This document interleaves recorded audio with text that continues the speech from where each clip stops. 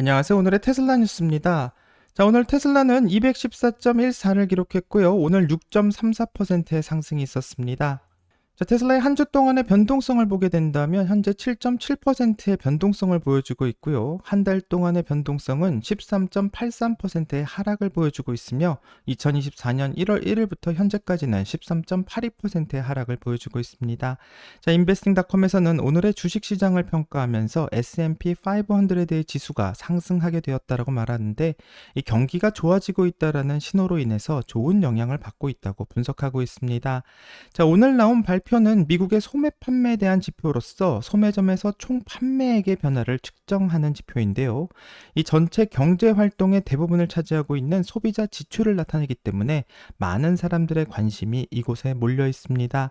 자, 지난달에는 소매 판매가 0.2% 줄어들어서 경기가 안 좋다라는 지표를 보였고 또 예측은 0.4% 정도 좋아질 것으로 예상했지만 실제로 나온 발표는 1.0%를 기록하면서 미국의 소매 판매가 다시 살아나고 있음을 보여주었습니다. 자, 7월 미국 소매 판매가 예상보다 큰 폭으로 증가하면서 소비자 지출 활동이 회복세를 보인다라는 것을 확인하게 되었는데요. 이 지난달 소매 판매는 1% 증가하여 예상치인 0.4%보다 더 높은 수치를 기록했고 많은 사람들의 예상과 다른 결과가 나온 것 같습니다.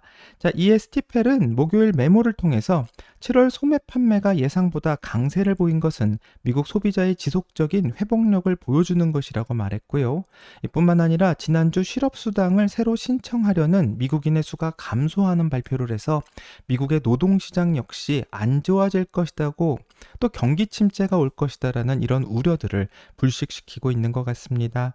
그럼 미국의 소비가 다시 회복되고 있다는 뜻은 소비자가 실제로 제품을 구매한다는 뜻으로 해석할 수 있고요. 이 말은 테슬라의 판매 증가로 이어질 수도 있기 때문에 오늘 테슬라의 주가 역시도 미국 소매 판매 지표 발표에 영향을 받았다라고 생각되며 이로 인해서 6%의 주가가 상승하지 않았나 생각해 보게 됩니다. 자, 실제로 기사를 확인해 본다면 사이버 트럭의 승리라고 설명하고 있는데요. 이 켈리 블루북에 따르게 된다면 테슬라의 사이버 트럭은 지난달 미국에서 가장 많이 팔린 10만 달러 이상 차량에 선정되었다라고 하고 있습니다. 자, 사이버 트럭의 판매가 테슬라의 평균 판매 가격인 ASP를 다시 상승시키고 있다고 말하며 테슬라의 7월 ASP는 전년 동기 대비 11% 증가했다고 발표하고 있고 이것은 어쩌면 사이버 트럭 때문일 수도 있습니다. 자, 하지만 모델 Y의 ASP는 2024년 1월부터 5%나 상승한 상황이고 또 모델 3의 가격 역시 30% 상승한 상황이기 때문에 전반적인 테슬라 차량의 가격이 상승 중인 것을 알 수 있습니다. 자, 이 말은 곧 테슬라 차량의 마진 상승을 예상할 수 있게 되고요. 테슬라 3분기 어닝에서 좋은 결과로 이어지게 될지 같이 한번 기다려봐야 될 것 같습니다. 자, 테슬라의 경쟁자인 리비안 소식으로 넘어가면 리비안에서 새로운 제품을 출시해서 화제가 되고 있습니다. 자, 리비안에서는 바로 여행용 주방을 출시했다라고 하는데요. 이 제품은 전기만 사용할 수 있으면 테이블 위에 올려서 사용할 수도 있고 또 트럭 위에다가 놓고 요리를 할 수 있게도 디자인되었다고 합니다.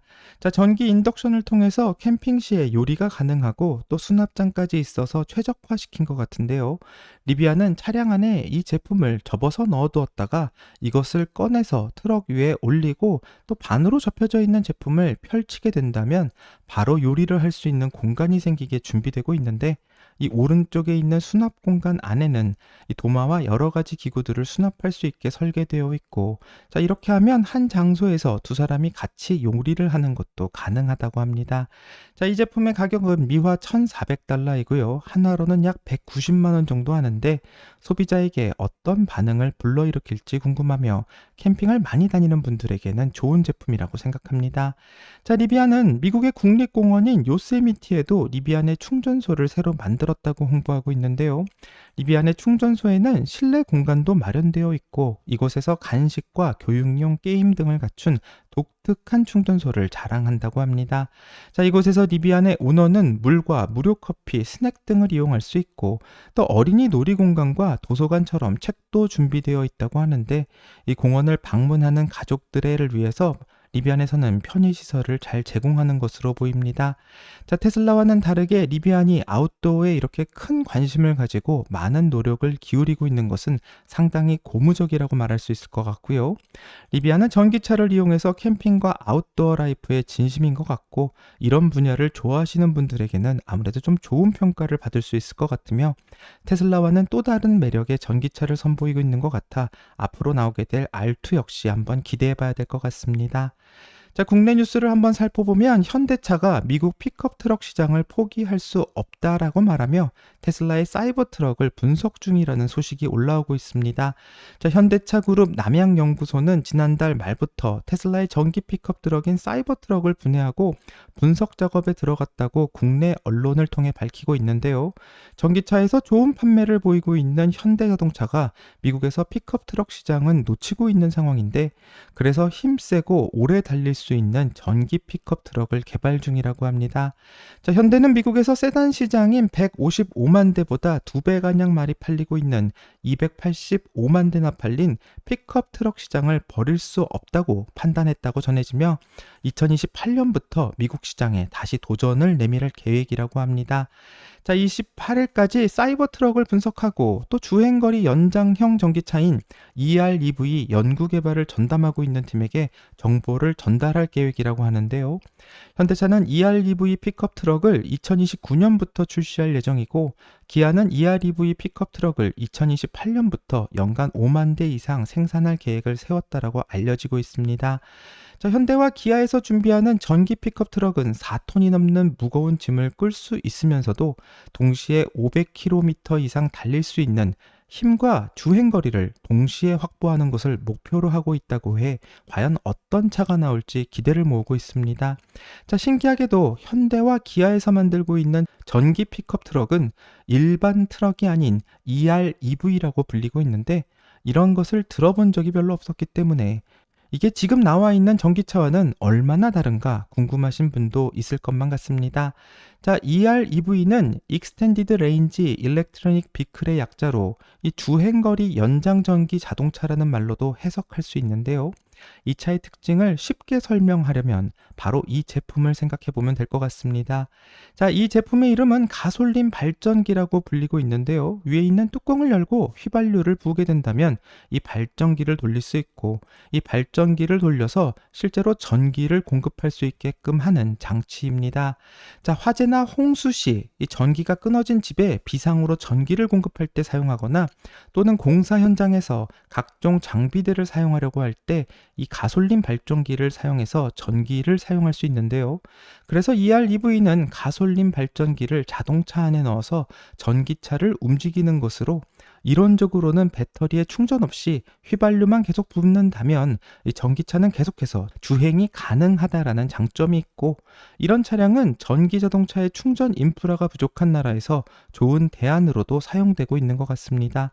자, EREV는 최대 1200km까지 전기로 주행할 수 있는 방법을 제공하고 있다고 하며 충전소가 부족한 중국에서 매우 인기가 있다고 알려져 있는데요. EREV는 중국 전기차 시장에서 현재 가장 빠르게 성장하고 있는 부분 중 하나라고 합니다. 자, 하지만 단점도 좀 생각보다 많은 것 같은데, 우선 최근 발생한 벤츠의 전기차 화재처럼 EREV에도 화재가 발생하게 된다면 이 차 안에 있는 휘발유와 배터리가 만나 상상도 못한 화재로 이어질 수 있을 것 같고요. 전기차 화재와는 다르게 엄청난 피해를 입히게 될지도 모르겠습니다. 자, 또 다른 단점은 초기에 나온 EREV는 최신 PHEV보다 연료 효율이 떨어지는 것으로 나타나고 있고, 또 휘발유를 넣어서 발전기를 돌리고 이 발전기를 통해서 자동차 배터리를 충전하는 것이 그냥 전기차 충전기를 사용하는 것보다 훨씬 비쌀 수도 있다고 지적도 나오고 있습니다. 자, 하지만 현대에서 이런 단점들을 다 개선해서 완전 새로운 차량을 출시할 거라고 생각하고요. 2029년 새로운 픽업 트럭으로 테슬라의 사이버 트럭과 멋진 경쟁을 하기를 기대해 보겠습니다. 자, 전기차 화재 이야기가 나와서 최근 화제가 되고 있는 도요타의 수소차 이야기로 마무리하려고 합니다.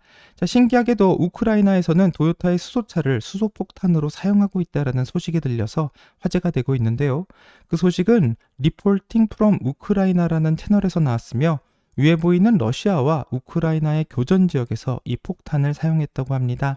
자, 다른 나라 같으면 정밀 유도 미사일로 해결하면 될 일 같은데 가격이 너무 비싸서 부족했고, 또 공중 드론은 러시아의 뛰어난 전파 교란 능력에 막혔으며 드론이 떨어뜨릴 수 있는 폭탄의 중량 역시 매우 제한적이라서 그 파괴력에도 한계가 있었다고 하는데, 그래서 생각해낸 게 망가진 일제 도요타의 수소차인 미라이에서 고압 수소 탱크를 떼내어 폭탄으로 사용하는 아이디어를 생각해냈고, 무선 RC 차량으로 개조해서 공격에 사용했는데 미라이의 수소 탱크에는 1만 psi의 압력으로 5kg의 수소가 저장되어 있기 때문에 수소 탱크가 폭발물과 함께 결합해서 터지게 된다면 TNT 162kg의 파괴력을 지니게 된다고 합니다.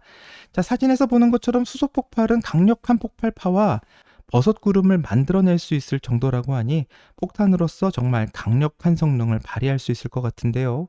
하지만 일반적인 수소차와 수소 탱크는 충돌에 결코 터지지 않게 이 철보다도 10배 높은 탄소 섬유 강화 플라스틱을 사용해 제작돼 매우 안전하다고 말합니다. 자, 하지만 이 탱크를 외부의 플라스틱 폭탄으로 터뜨릴 경우에는 이야기가 달라진다고 하는데요. 정말 그럴 일은 없겠지만 누군가 이런 수소차를 악용하게 된다면 엄청난 참사가 일어날 수도 있다는 것을 우크라이나 전쟁을 통해서 알 수 있는 것 같습니다. 자, 도요타의 수소차뿐만 아니라 다른 수소차 역시 그래서 각별한 주의가 필요할 것 같은데, 안타깝게도 벤츠의 화재는 테슬라에게 불똥이 튄 상황이고 테슬라가 어떤 배터리를 쓰는지 공개해야 된다라는 압박을 받고 있습니다. 자, 그래서 결국 테슬라도 어떤 배터리가 들어가는지를 공개하며 이제 전기차 화재 사고가 발생하면 배터리 제조사를 확인 안 하고 산 전기차 오너의 책임으로 전가되는 것은 아닌가, 점점 더 두려운 상황이 되는 것 같은데요. 하지만 전기차뿐만 아니라 다른 내연기관 차와 수소차에도 각별한 주의가 필요할 것 같으며 앞으로 어떤 대책이 발표되는지 같이 한번 기다려봐야 될 것 같습니다. 여기까지가 오늘의 테슬라 뉴스고요. 오늘 영상이 도움이 되셨다면 구독과 좋아요 그리고 알람 설정 부탁드립니다. 오늘 좋은 하루 되시고요. 오늘의 테슬라 뉴스는 내일 또 새로운 소식으로 다시 찾아오겠습니다. 감사합니다.